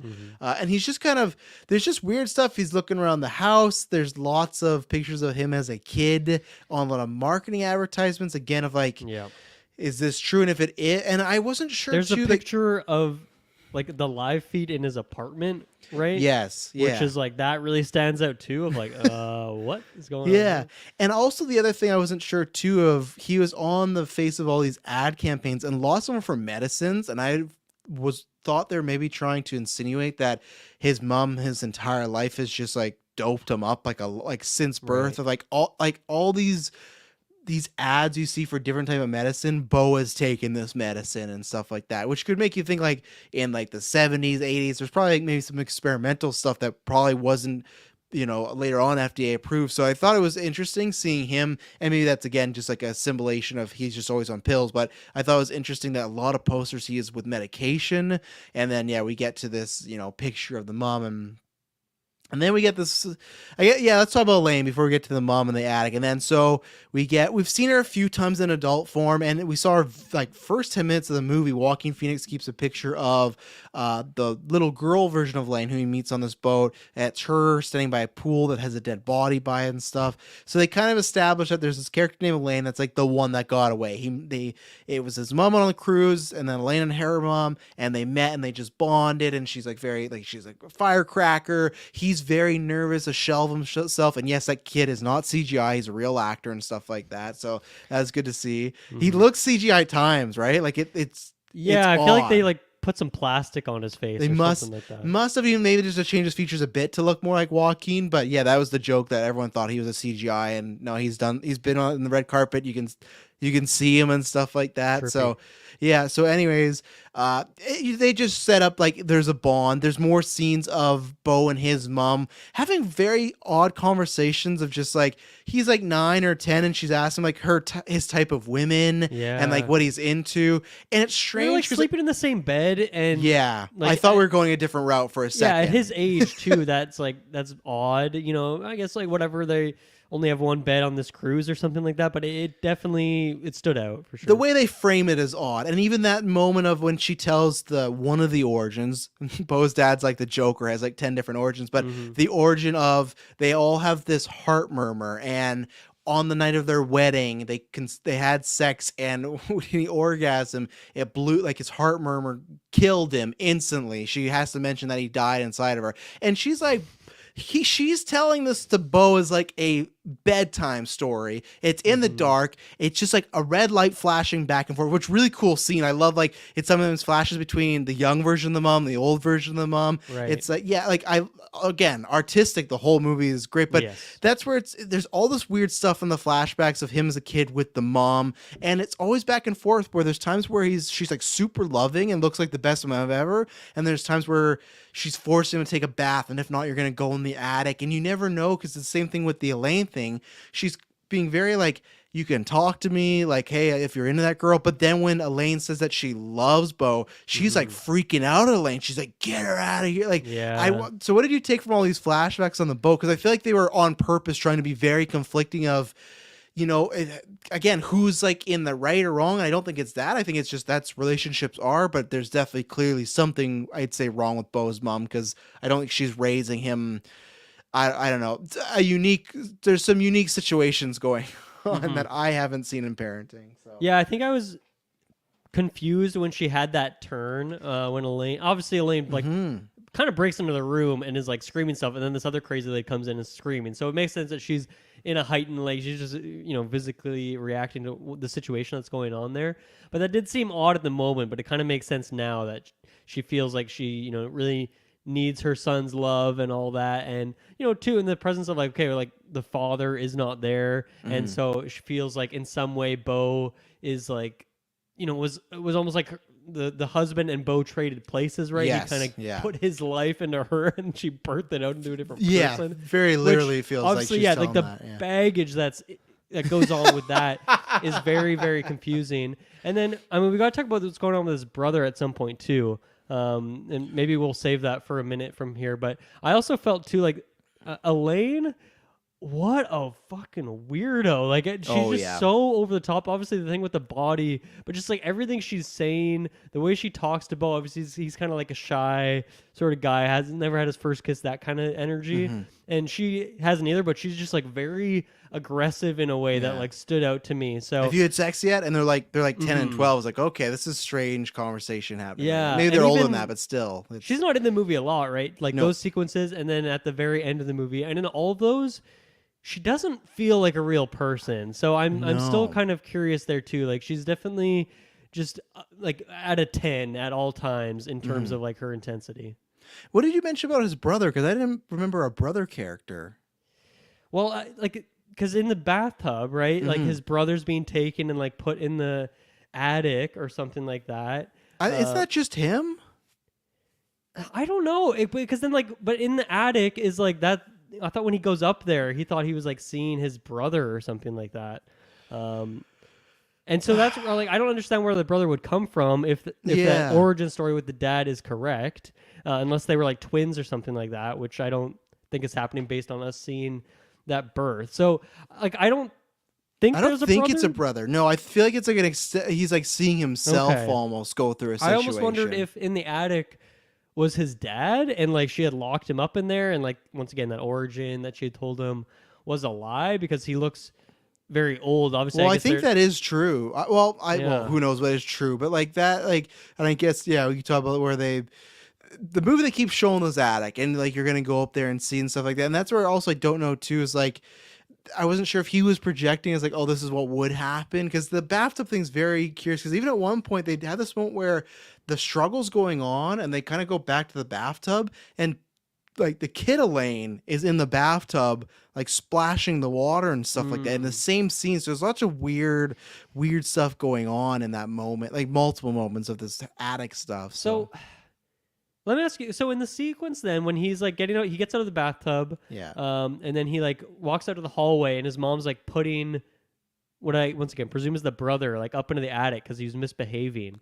So you think that was like him looking back on himself, or I feel like it's almost like because there's so many times that scene ended with like you're gonna go in the tub or you're gonna go in the attic, and the scene would just end. Okay. And I wasn't sure if there he was almost seeing the two possibilities. I guess. And I feel like that was him seeing the rebelliousness nature, because what happens at the end of this film, she does make him go up the attic, and that's where, because remember he goes, oh, you're not supposed to go up there. So that's why I feel like it was him seeing what would happen if he kept being rebellious, but he didn't. He decided to be a recluse loose and listen to his mother. And I could be wrong, but that's what I think, just because they never introduced any other father or like a twin. And I thought there could have been a route they go that way, but they didn't. So that's why I thought that he was seeing that. So at the end of the movie, when she did go up the attic, because he was being rebellious, right? He was like calling her out. He was talking about, just because you love me this much doesn't mean I can always love you. So I felt like that was kind of, he's seeing the bad version happen now. And then when she does throw him up into the attic as an adult, it's very creepy. It's just like black, and then you look over, and then you see an actor it's clearly Joaquin Phoenix playing an older version of himself, I think. And this is the way I will get how I guess I take it. But you see him; he's very skinny, big beard, very old, gray. And Walked then to the wall with a chain, and he has like a little bowl of something, probably water or something. And then to the right of him is, just think of the Hulk, but if a penis was the size of a Hulk, and the tip of the penis has a mouth and eyes and razor teeth, and it's a penis monster with a ball sack, and it's the and the just balls are huge. They're To the huge. size of the Jeeves comes in later and shoots them and stuff like that, and he gets killed, which I didn't understand that. That's the stuff where that's where it almost, unless it's something in his mind, because what I try to, in my head canon, for me to like the movie better, is that guy, the old guy, is his dad, and the thing he's seeing to the right is not real. That's not like, that's some sort of symbolism to him not having sex his whole life, or his like masculinity or his sexuality being locked away his whole life because he's been told you can't have sex or you'll die. If it's literally some penis monster that gave birth to him, that's where I can't get on board, because it's just like, I like the whole what's the Truman Show, what's the real, this idea of like there's just some penis monster that like, well, yeah, that combined with Jeeves, who we saw get shot through the chest multiple times, like breaking through a window that, like, why would there be a window to that attic? Like, how's he still alive? Really how's he still alive, sense. Jeeves? Like, he got shot so many times with that machine gun. Even I don't care if it's in the shoulder. It was a comedic thing of like 20 rounds going through him. This man wouldn't. No. So that's the only way I try to take it, is that some sort of like Ari's trying to use it as something for symbolization. Because if not, that's almost like a jumping the shark moment to me. It's kind of funny to see, but it's like too much in a sense here. And especially too, because like that, we're going into a dark attic. It's scary. His flashlight's like not working. It like turns off, and he doesn't turn it back on. It's like very much like, okay, we're getting we're getting a little hereditary moment here. But then and then it's like you see a creepy guy, and it's like, oh god, this is kind of scary. And then you see this absurd penis monster. It's like, what the fuck, Ari? You went off the deep end here. So I was laughing. I think everyone in the theater, except for maybe those two old people. I feel so bad for that grandma who was up there. Oh, everyone else was everyone who was like, in their 20s, whatever, was having a good time laughing at that. But yeah, once again, like I don't have a theory of, I can't think it's real. I can't think anything in the attic is real, but like, why specifically is the attic false? And then like how, like, where exactly is the line? Why going into this attic does that make? I don't know. So you don't think even the chain guy is real? Because I think he's real. Because I think, why do you have the chained guy and the penis monster? To me, it'd be like it doesn't make sense of what's purpose. Like, because let's say the story legitimately is this penis monster is Beau's father. Why is this guy chained up there? Like, that's the only thing that doesn't track for me. So that's why I do think he's real, and I think that's his dad. I don't know why she'd have him locked up. Maybe he tried to leave her, maybe something like that. But I could believe this character who literally faked her death, which we kind of didn't really reveal, but she is alive. She faked her death just to kind of see what Beau would do, how he would react. So I could see this character locking his dad up there for the rest of his life for didn't love her enough, something like that, right? Because if they're both fake, what do they symbolize? Like, what is, I don't, or even if they're real, what are they both doing? Why is there a man and a penis monster? I guess I'm just like, I'm trying to, I guess when I'm looking at this, I'm trying to be like, okay, this scene, I understand, it makes sense. It's this is real, and like this, this other thing is clearly not, like this play when he's having this vision. Obviously, that's not real. That's in his head. And so, like, I guess it's hard for me in that scene to see that and somehow make a divide of like, this part of it is real and this part is not. I feel like it's either all real or it's all not, and I can't think any of that is real just based on Jeeves coming back and there being a penis monster the size of the Hulk once again. Like, that just doesn't logically make sense. No. So I have to think that the whole thing is false. And even then, like, I don't know, like if it is real, like that could be his brother that I'm theorizing. It could be this True. dad. Yeah, that could be some brother so- up there. Yeah. Or it could be just some other random guy. I mean, it looks a lot like the guy from the. It looks exactly like the guy who's like runs this play organization, right? Like he has that same kind of beard. He's up in the guy that was up in the tower, who they say like, oh, he created this thing too. So like, what's going on there? Not sure exactly, but there's obviously some imagery there in terms of like even if you look at like the movie poster, right? It's like the young Beau. It's Beau with like him and his face, all these scratches and stuff. It's that old Beau, and then the play cowboy Beau. So that the old Beau being a big part of it. And obviously he looks like that play guy. He looks like the guy in the attic. There's a reason. I don't know what the reason is, but there is a reason that all of them have that exact same aesthetic to them, and not just being old men, but like they chose this specific look for all of them. So yeah. And then, at that point, kind of mixed in the middle of it. But he bumps into Elaine there. They have this reunion because they didn't see each other. And this whole thing of, I waited for you. And like, again, I don't know what they were insinuating, if the mom was somehow trying to keep them apart or something like that. Because they almost insinuated that. I thought they were going with she wasn't looking for Beau, but when he said that she like embraced him, it felt like she was waiting. Like, she's like, you were waiting for me? So it almost like she got fed some information, in my opinion, of like, if this is real, that the mom was like, oh yeah, he's moved on. He has like a girl, like, because she was like shocked that she did wait. And the second that happened, they embraced and kissed. So I was like, okay, it's not that she forgot about him. And then they go. And then she drops this line that she like obviously has been working for the mom, but then she got fired a week ago. So all of that was like, that was very specific too. So that stood out to me. I'm not sure what that's supposed to mean. And I wonder too, like, if this whole faking of the death thing was going to happen, did they fire her so she could, like, maybe if she was with the mom, she wouldn't have pursued Beau, like she would have just left, but because she was fired, she felt like they could do anything. And then we get this scene where they go upstairs, of course, in Beau's mom's bed, they have sex, and it's a good flip, but I still don't know what to take from it. Again, you see the big engulged balls, and that's why I think that penis monster and the balls being so big have some sort of correlation and stuff like that.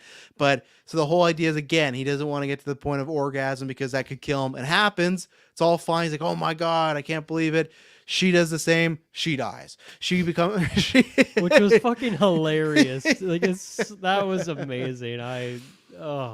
It was funny. I think I appreciate it more now because I was so confused. I was like, okay, what is going on? How did this happen? And I still really don't know. Like, it's the ultimate, like, once again, everything just keeps shittier things keep happening to Beau. And like the love of his life that he's waiting his whole life for. He just has the biggest relief of his entire life. Which is also combined with a huge orgasm. So he's feeling in like cloud, not even 9, but like 10, 11, 12, 13, some huge number up there. And then like she's just dead. And like the way she's kind of like crooked. She's a statue. She's already kind of zombified a little bit, right? Like she's already she's looking a little like green in the gills and all that stuff. Yeah. Oh, it was just. And she's like, she's like stone, or as you mentioned, she falls over like a statue. She's like in Chamber of Secrets when they see petrified. She's petrified because she falls, and even when they carry her out, she's like stuck in this like riding position, and that's when we get the reveal that the mom walks out, and that's why I don't know with Elaine. Like, even with this, was this just a setup for like?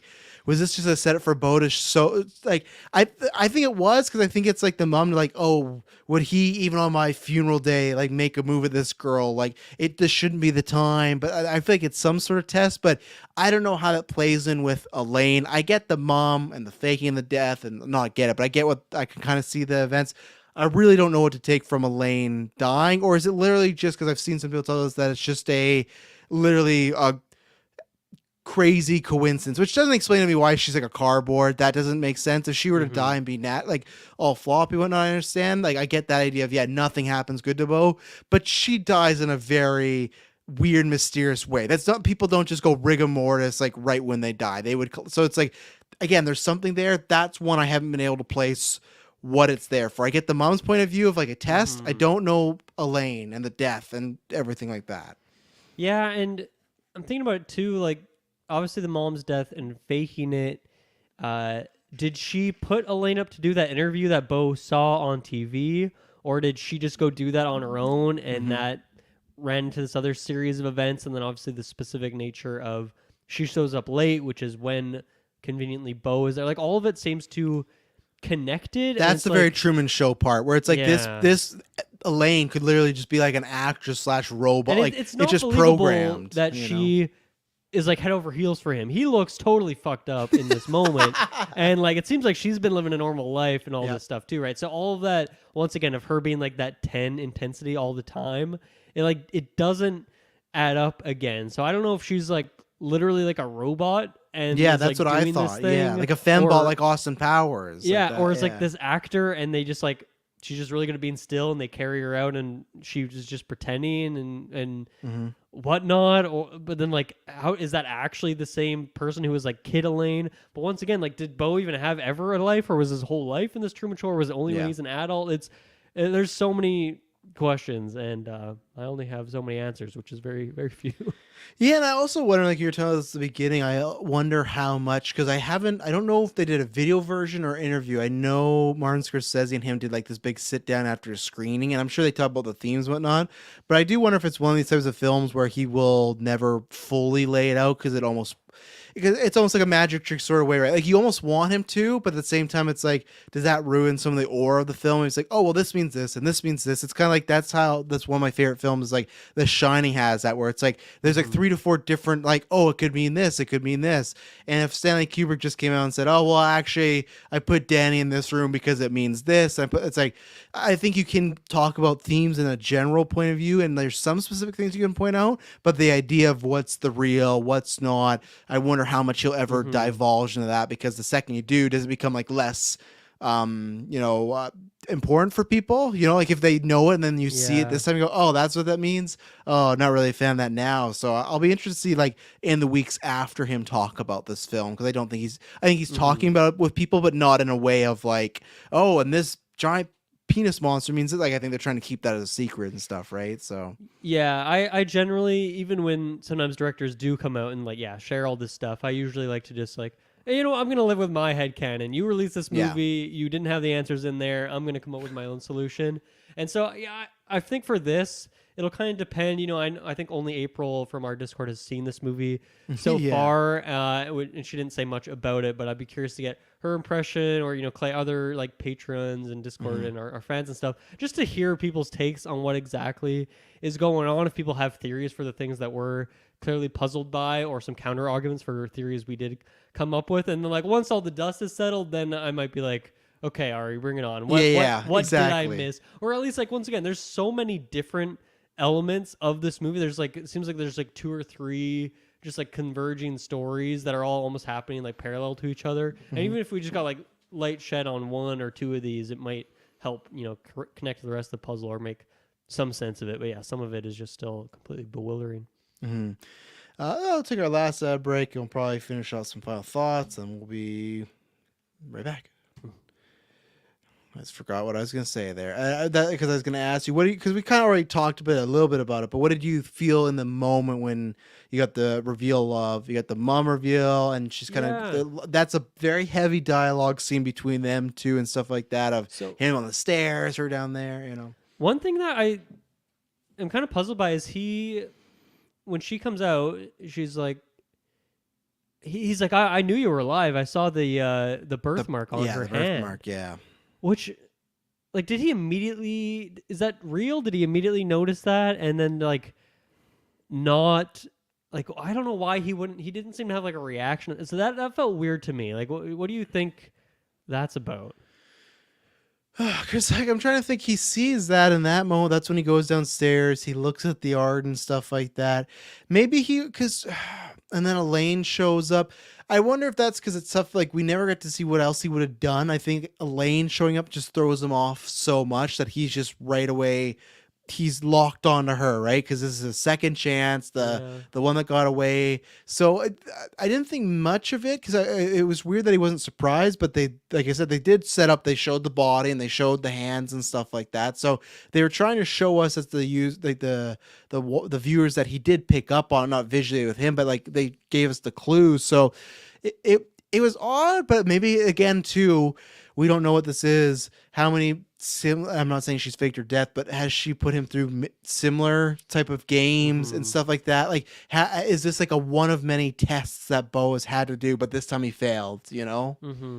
And even this whole element of like, oh yeah, we like took the housekeeper and the housekeeper sacrificed her life to pay for generations of wealth. Her grandkids, grandkids Which, don't got to work. Yeah. Yeah. That whole like, what? Like that whole thing seemed very odd. So like, why does anybody need to die really in that situation? The mother is a very puzzling character in terms of, obviously it's obvious what she's trying to do with Beau, but even that is like obviously the extreme times a million of what's going on there. But some of these other things too, of like specifically that housekeeper, and then I guess the stuff with Elaine, I have to assume that is all part of her, big spider web, her puppeteer show. Like that's all part of it. There's something to it. Yeah. Yeah. So I don't know. I guess I was surprised. I thought she was actually dead because there's obviously no hint that Beau doesn't think that. So yeah, it did feel weird though. When he said that he knew, that was the confusing part to me. And I don't know what that adds to it.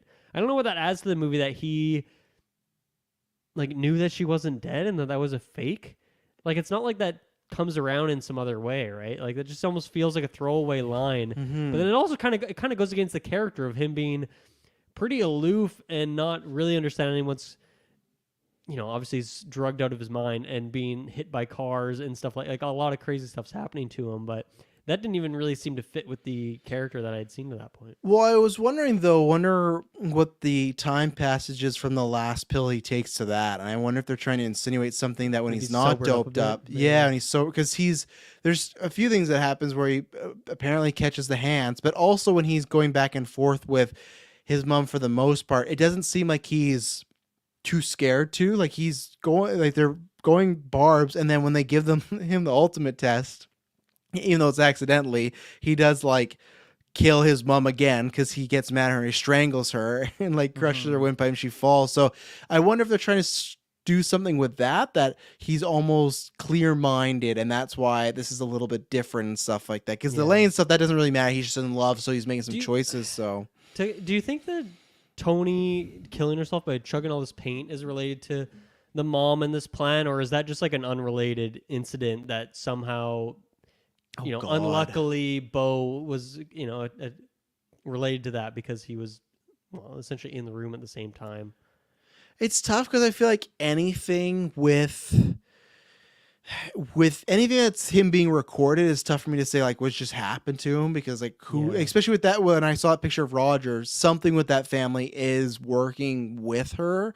So I feel like it's maybe supposed to signify something. What? I don't know. I don't know, because again, it comes up again in the play, right, of him getting blamed for something, or someone dying, and he didn't murder them. He gets locked up, which didn't happen, but it must signify something. So I'm gonna say it's something that's sort of staged, but again, maybe it's not. Maybe it's just Beau, again, bad circumstances he found himself in. But I feel like there's something there, because that also leads to Jeeves chasing him, to running in the attic. Like there's some through line. You need like an inspiration web to like put this all together. But I think it's on purpose for some reason, even if she's not actually dead. It's staged somehow. Like the therapist was staged too, right? So it's like every single thing has some, unless Tony was just maybe she was supposed to be part of it and she's going through her own crap and decided to chug some paint. Because even then, like getting him high and driving him around the block, that didn't really signify anything. Like, he didn't do anything, right? It was just another instance of him getting picked on and showing that he's kind of pathetic. Like these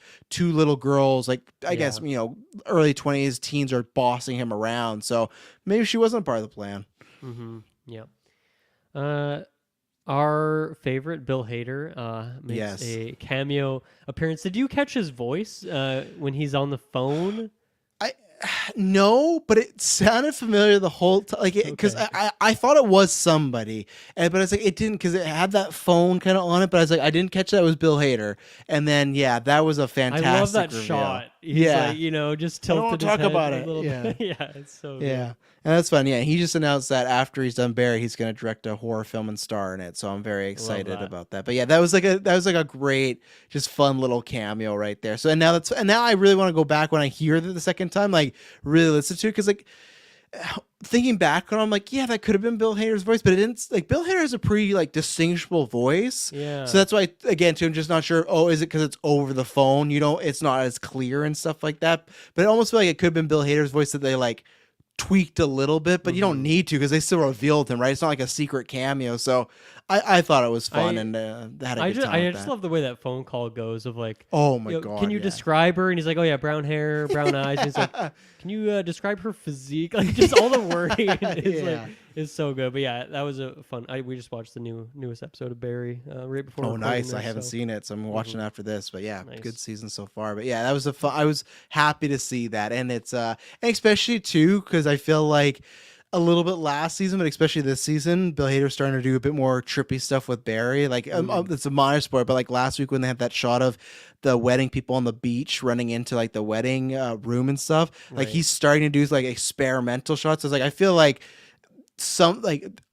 Ari Aster's stuff is up his alley. Like however it happened, I feel like it's just a natural conversation. Like, oh, I love your work, and just like, hey, like, Oh yeah, you want to do something? Yeah. 2 hours or less Oh, to yeah. to show up on set one day, put on a UPS outfit, and do this. And then Yeah, so that dialogue, he could literally phone it in. So yeah, no, that was the cherry on top right there. So, mhm. and then yeah, we talked about the trial. I guess like he takes after he kills the mom again, takes the boat. The mom is also still alive. Do this trial, like don't talk about the boat flips. That goes to credits. It was interesting that when the boat flips and he's supposedly dead, you do see and hear like in the background his mom like sobbing at the thought of Beau being dead.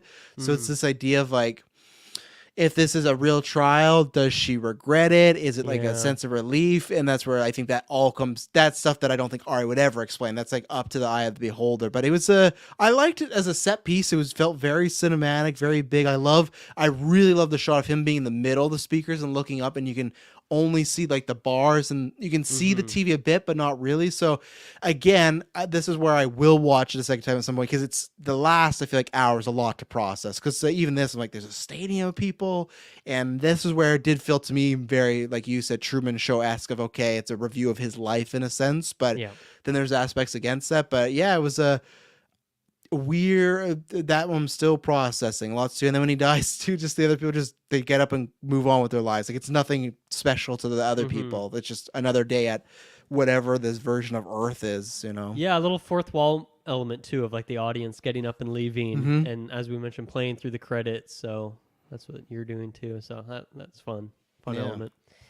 I don't think I have any other notes on this puppy here. I'll pull up my notes. I'm glad you brought up Hader because I had him, but I think we might hit on. If Kirk or Taylor see this thing, we definitely gotta have them on, or hopefully on After 9. Oh, yeah. Patrons who have watched this thing. I'd love to break open a discussion on it and hear some theories and all that. Absolutely, yeah. We'll wait till I see, and yeah, wait till some people because I don't know. I'm not sure the shelf life of the other ones, but I don't know.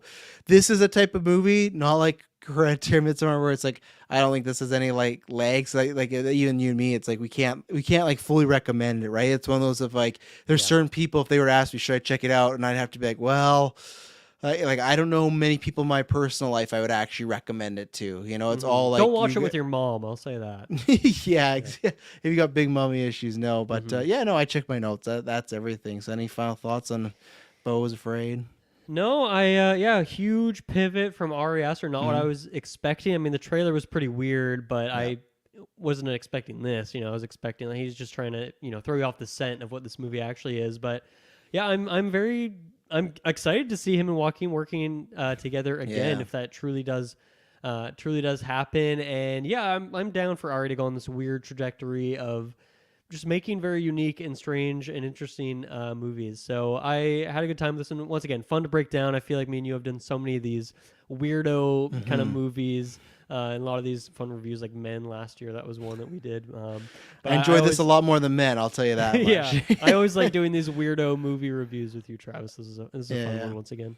And we always try our best to break it down, and that's where, like Dylan said, if you guys have seen this, anybody new, even if you don't have a Discord, you can make one and come join. It's all in the links there. But if not, hit us up on the Twitter or YouTube or Facebook, wherever you listen and catch these, and let us know as viewers. But yeah, I'm going with an 8 right now. I think my enjoyment actually might be more around a 7, because I have some questions that I go, okay, if I watch this again, is that going to kind of break the experience? But I think I bring it up to the 8 just for like that pure filmmaking of stuff where even if it's stuff like, I don't exactly know how this fits, I don't know if this is needed, but it looks fantastic. And it sounds like, even we talked about the animation, the woman that had it narrating, it's like, oh, I could just listen to her talk for hours and hours. It's like, it reminded me of some of the very whimsical stuff that I really liked about like the Green Knight when that happened, of like, oh, we're in a really weird spot of like, okay, it's just very fantastical. So, and again, this is where the Ari Aster movies, they require rewatches, but it's definitely one where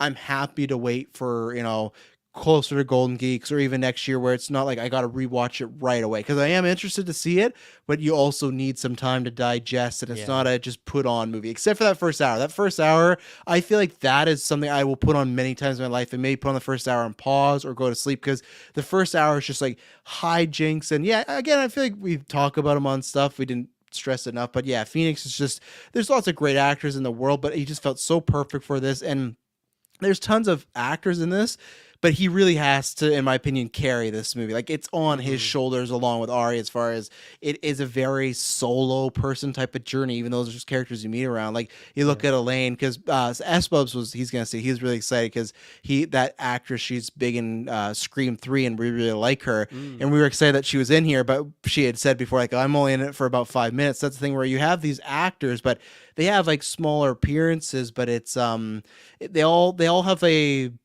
an impact, but Phoenix has to carry it. So yeah, and I like this combination. Hopefully they sound like they like working together. So I'm on Ari Aster until there's like a string of very movies where I go, okay, you've lost it. I'm always gonna come in and check this out. And again, I understand the hubbub around this film. I understand if people wouldn't like it. I understand that about most of his work, but I think he's even said that, where someone asked him like, oh, like lots of people, because many people say like it's one of the worst movies of the past decade. So he's like, oh, I'm happy to hear that, because it's just like, he said that. He's like, I'm happy people are having mixed results, because it is now be talked about, but I don't think it's going to be talked about enough for the people going to go out and see it. But I had a good time with it. Like I said, I did think my enjoyment of it went diminishing, but I'll be very excited to revisit this, like Dylan said, at a later date, to talk to other people and just see it again and see other, because it's going to be one of those movies. It's one of my favorites where people have all these other theories and stuff. Like I said, The Shining is one of my favorite movies, and there's a movie called Room 237, and it's a whole like